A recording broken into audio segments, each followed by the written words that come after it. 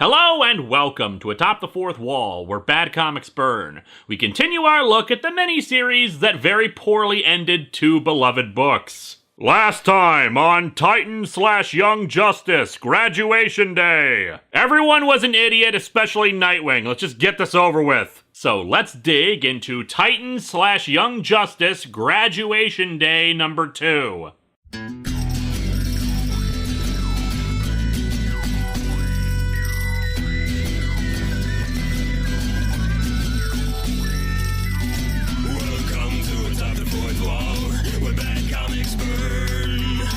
Linkara's gonna teach you all a lesson you won't learn.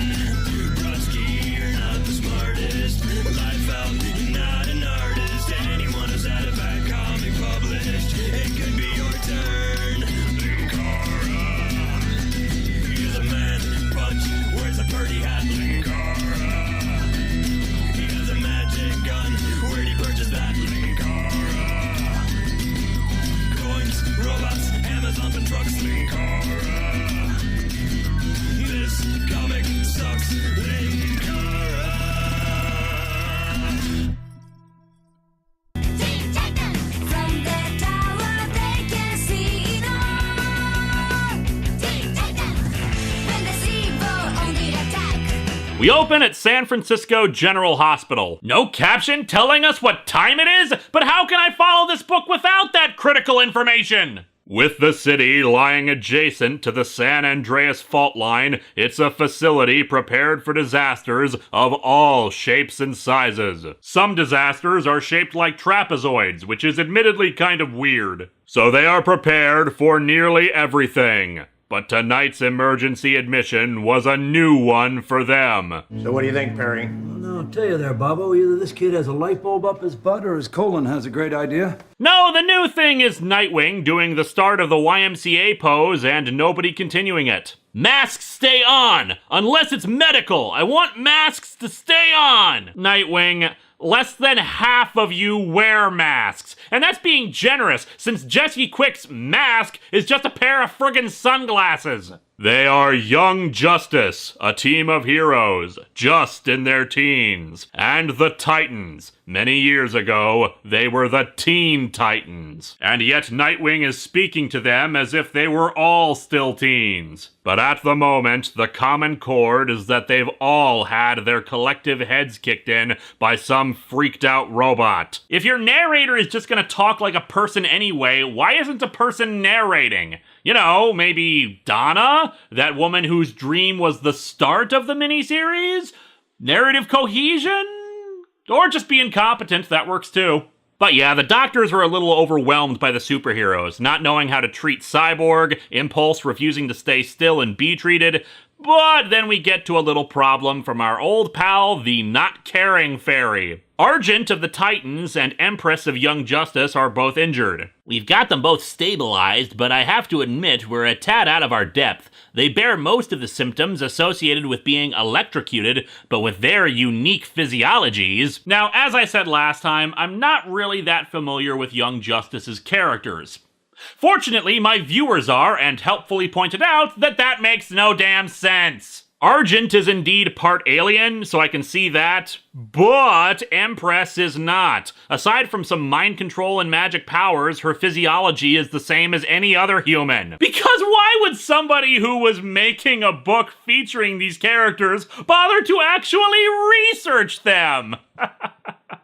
No, but seriously, why is Judd Winnick writing this book? Two books came out of this miniseries, Jeff Johns' Teen Titans and Judd Winnick's Outsiders. I'll get more into that next time, but aside from the robot, the only two characters from this to join the Outsiders were Nightwing and Arsenal. Don't get me wrong, I don't think Jeff Johns would have done that much better a job considering what the plot of this is, but at least it would make more sense given more characters here went to Teen Titans than Outsiders. And in case you're wondering, yeah, I'm still gonna use those clips. They just didn't care. While the doctors aren't much help, Nightwing already called ahead and got some specialist help. Dr. Sarah Charles, a recurring Titan supporting character, who's coming in with Star Labs personnel, who are all apparently wearing body armor for some reason. Hi, Victor. How are ya? Hey, Sarah. I'm great. Wanna go dancing? Turns out with my legs separated, I count as 2 people. We make great swing partners. 1 hour and 26 minutes later. What, no seconds count too? It's almost like we wouldn't care how long it actually took or something. But yeah, the group is mostly doing better. But Argent worries me a little. I'm gonna keep her on the vent until she's more reactive. It should only take her a few years to appear in another book, nothing to worry about. They get Dr. Charles up to speed about what happened, and she says she'll contact all Star Labs facilities to see if they can track the energy signature of the robots teleporting. Speaking of, we cut over to a nearby Star Labs facility in Silicon Valley, which begins running scans in their dark rooms with bright green screens in it. Because let's face it, the one thing that super scientists all like is eye damage. Also, Ale Garza, the artist, chose not to put anything on these bright green screens. That's normally fine. We don't need details like that for small panels, but this panel ends up being unintentionally hilarious as a result. Dobbs, what's that? Ma'am, that's the new monitor we bought the other day. It's not even turned on.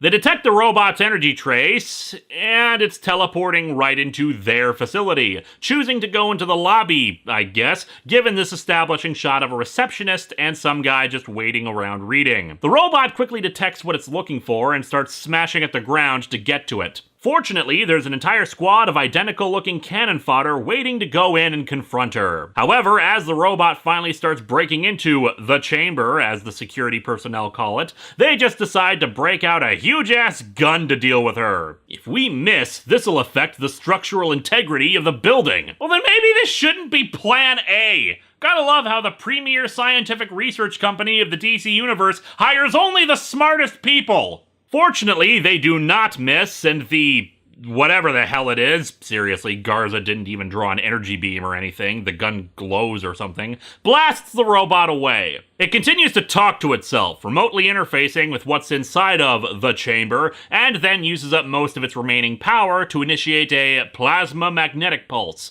which might be a real thing. I tried to do a Google search on this, but it's a lot of advanced physics and science I'm not familiar with, and even then I doubt it would work like this, but whatever. It's basically the off switch for all the guards and their weapons. And this is why you should have read Arsenal's report that said that the robot's weakness is bullets. Seriously, where's Unit when you need them? Having used up all but 1.78% of her power with that little maneuver, she begins to shut down.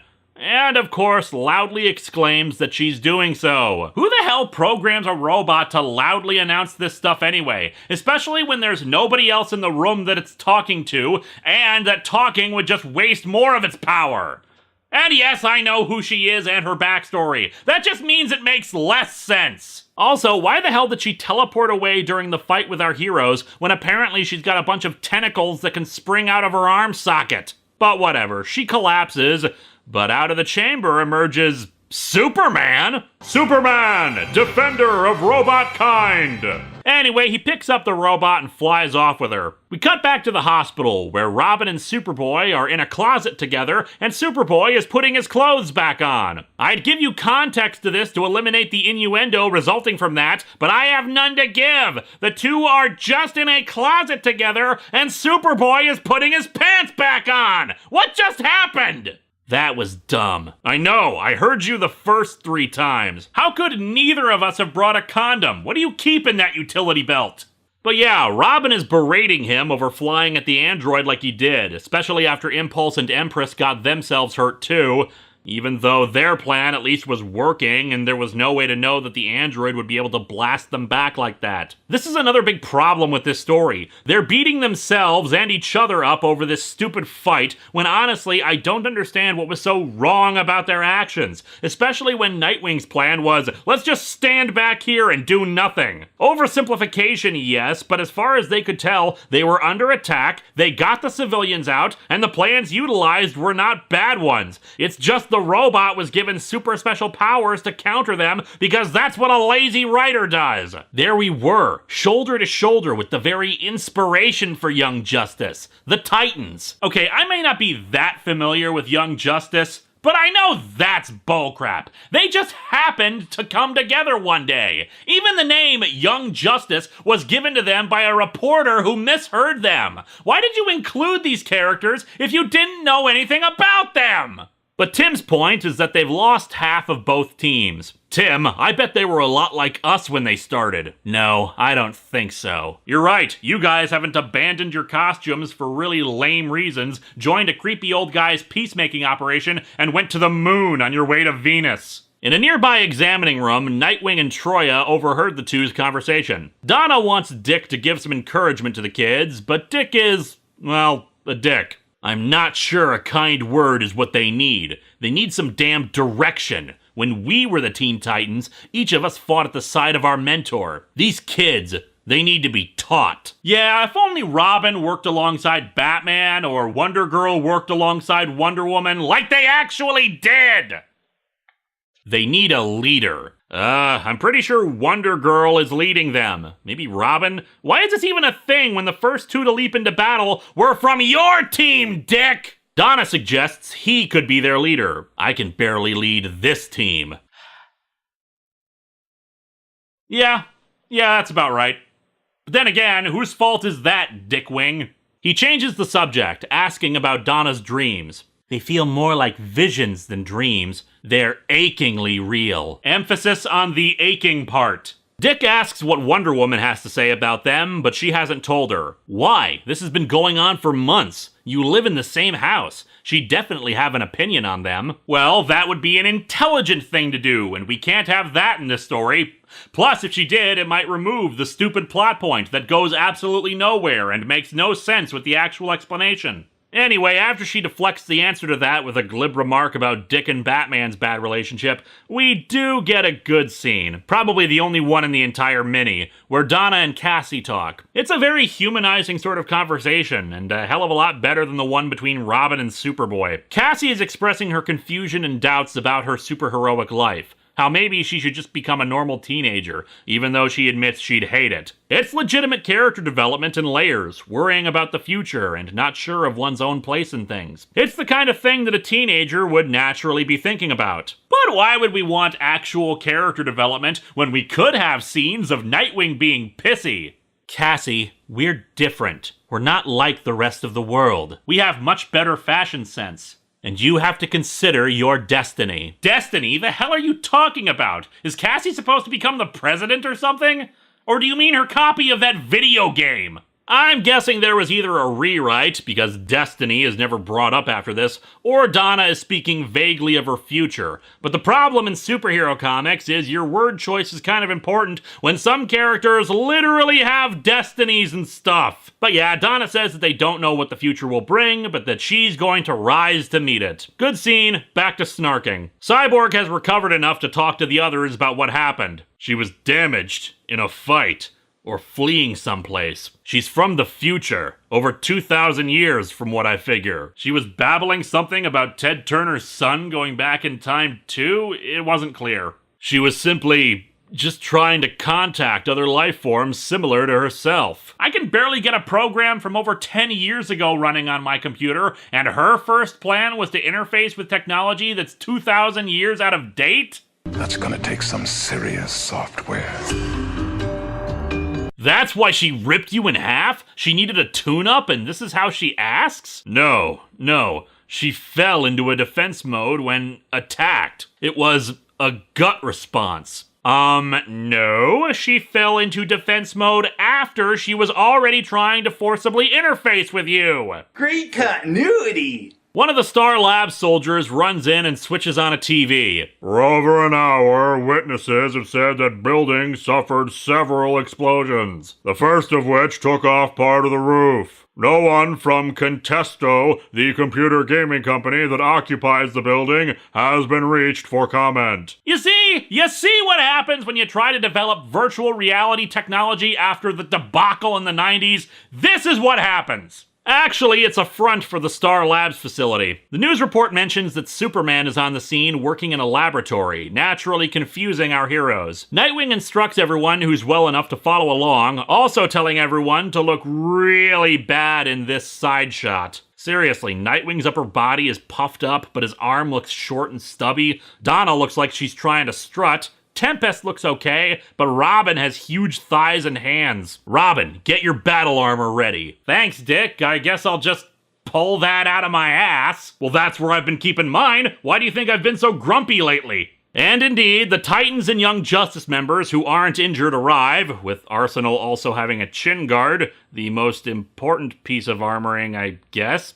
And yet Omen does not have any armor. And go inside, standing behind Superman. Superman doesn't acknowledge them, and they realize something's wrong. Impulse wants to try to do something, but Robin points out that, well, it's friggin' Superman. They can't do anything to him. However, Omen points out that she can't read his thoughts, almost as if he's in a trance. She thinks she can break him out of it with physical contact. Nightwing starts to object, but she thinks she'll be fine since she doesn't sense any aggression. She even loudly announces to him that she's going to gently touch his shoulder, the kind of approach you do when you're trying to get the attention of someone welding or something. I don't see how this could end badly. Yeah, this ends badly.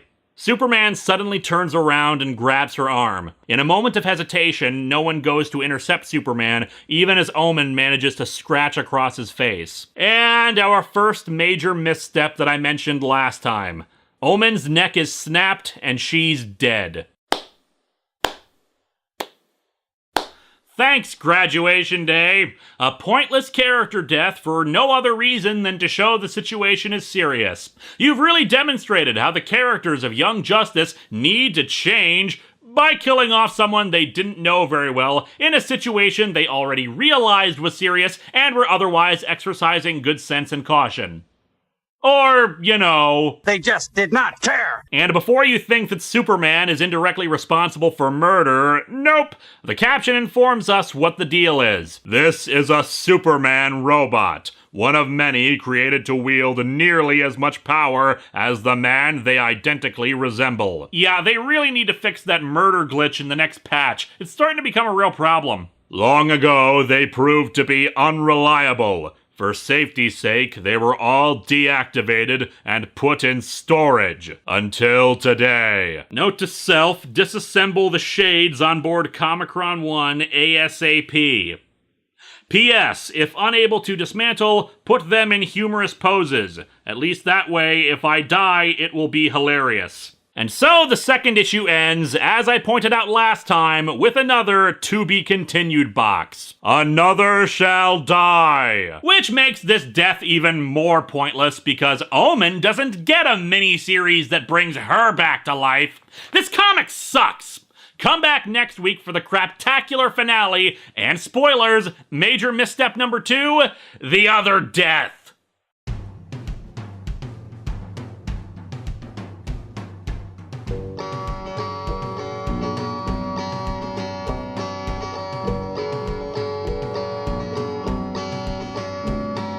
Sitting on my couch reviewing comics, the worst words that you will ever see.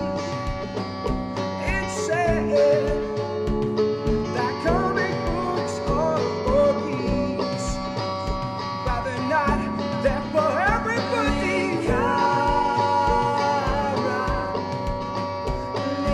Linkara, if you doubt that I am the man,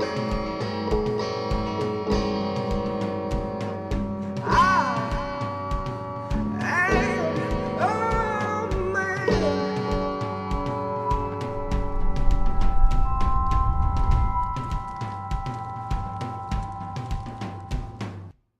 You can't even say he's getting dressed again because of the fight. He wasn't injured that badly, and his clothes weren't damaged in the fight. There is no other way of interpreting this scene. You see, they just didn't care.